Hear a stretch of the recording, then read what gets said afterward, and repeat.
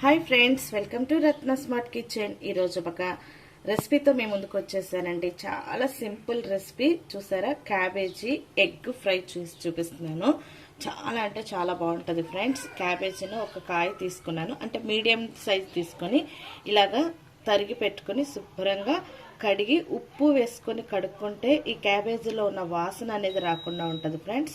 అలా కడుక్కొని ఇలా పెట్టుకోవాలి. తర్వాత 3 ఎగ్స్ తీసుకున్నాను, కొద్దిగా అల్లం వెల్లుల్లి పేస్ట్, తర్వాత తాలింపు దినుసులు, ఎండుమిర్చి, కరివేపాకు, కొత్తిమీర, ఉప్పు, కారం అనేవి కర్రీ చేస్తూ మీకు ఎంతెంత వేయాలనేది చెప్తూ ఉంటాను. ఇంకెందుకు ఆలస్యం, ప్రాసెస్లోకి వెళ్ళిపోదామా. మరి ఒక కడాయి పెట్టుకొని స్టవ్ ఆన్ చేసుకున్నాను. స్టవ్ ఆన్ చేసుకున్న తర్వాత ఆయిల్ వేసుకోవాలి.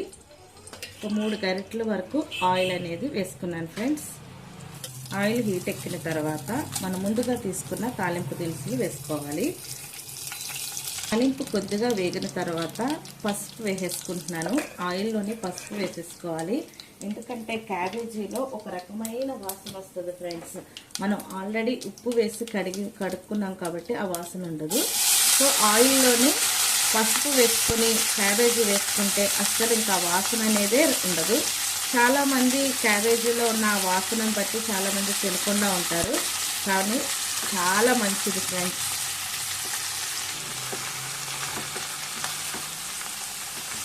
ఇలా వేసుకొని కిందకి మీదకి బాగా కలుపుకొని మగ్గించుకోవాలి. కొద్దిగా ఉడకపెట్టుకొని కూడా వేసుకోవచ్చు, కానీ ఉడకపెట్టుకొని వేసుకుంటే అదొక రకమైన టేస్ట్ వస్తుంది. మనం ఇలాగా డైరెక్ట్గా వేసుకుంటే ఒక రకమైన టేస్ట్ వస్తుంది ఫ్రెండ్స్. ఎవరి కంఫర్ట్ని బట్టి వాళ్ళు ఉడికించుకొని, కొద్దిగానే మరీ ఎక్కువ ఉడికిందనుకోండి మరీ మెత్తగా అయిపోతుంది. అలా కాకుండా కొద్దిగా ఉడికించుకొని ఇలాగా ఫ్రై చేసుకొని వేసుకోవచ్చు.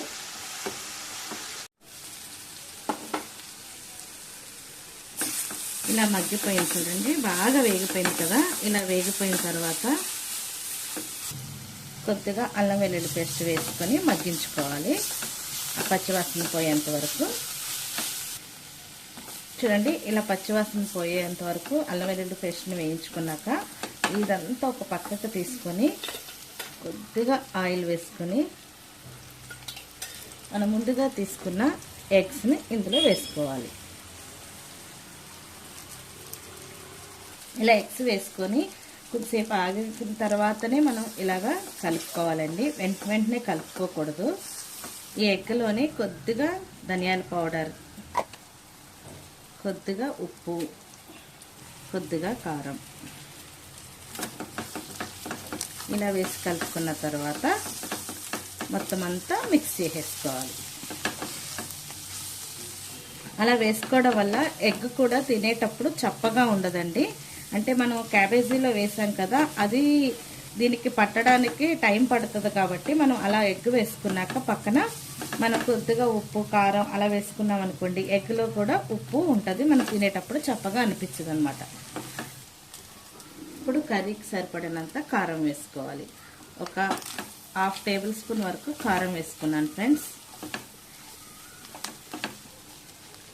చూడండి ఫ్రెండ్స్, ఎగ్ క్యాబేజీ బాగా మిక్స్ అయిపోయినాయి కదా, ఉప్పు కారాలన్నీ కూడా బాగా సరిపోయినాయి. ఈ టైంలోనే మనం చూసుకోవాలి, సరిపోకపోతే యాడ్ చేసుకోవచ్చు. నాకైతే కరెక్ట్గా సరిపోయినాయి. ఇంకా ఫైనల్గా మనం కొత్తిమీర, కరివేపాకుతో గార్నిష్ చేసుకుంటే కర్రీ రెడీ అయిపోయినట్లే. లంచ్ బాక్స్లోకి అయితే ఈ కర్రీ చాలా బాగుంటుంది ఫ్రెండ్స్. మనం రాత్రే చక్కగా క్యాబేజీని కట్ చేసేసుకొని ఫ్రిడ్జ్లో పెట్టుకొని ఉదయాన్నే లేచి వెంటనే చేసుకున్నాం అనుకోండి, లంచ్ బాక్స్లోకి పిల్లలు ఎంతో ఇష్టంగా తింటారు. ఉట్టి క్యాబేజీ వండితే తినరు కాబట్టి ఇలా చేశారనుకోండి, ఎగ్ ఉంటుంది కాబట్టి తినేస్తారు. సో ఎగ్ కూడా ప్రోటీన్, క్యాబేజీ కూడా మంచిదే కాబట్టి మనం పెట్టచ్చు. ఇంకా మన ఛానల్ని ఎవరైనా సబ్స్క్రైబ్ చేసుకోకపోతే సబ్స్క్రైబ్ చేయండి, లైక్ చేయండి, షేర్ చేయండి, పక్కనున్న బెల్ ఐకాన్ని క్లిక్ చేయండి ఫ్రెండ్స్. ఇలాంటి మంచి మంచి రెసిపీస్తో మీ ముందుకు వస్తూ ఉంటాను. ఇలా మీరు కూడా రెడీ చేసుకొని ఎలా వచ్చిందో నాకు కామెంట్ సెక్షన్లో తెలియచేయండి. చూడండి, చాలా బాగుంది. ఇలా మనం పప్పుచారులోకి కానీ చారు కానీ పెట్టుకొని తిన్నామంటే సూపర్ ఉంటుంది. ఒట్టిగా తిన్నా కూడా చాలా ఎమ్మీగా ఉంటుంది. మరి ఇలాంటి రెసిపీస్ కోసం రత్న ఛానల్ని సబ్స్క్రైబ్ చేయండి. మరొక మంచి వీడియోతో మేము ముందుకు వస్తాను. అంతవరకు బాయ్. స్టవ్ ఆఫ్ చేసుకుంటున్నాను ఫ్రెండ్స్.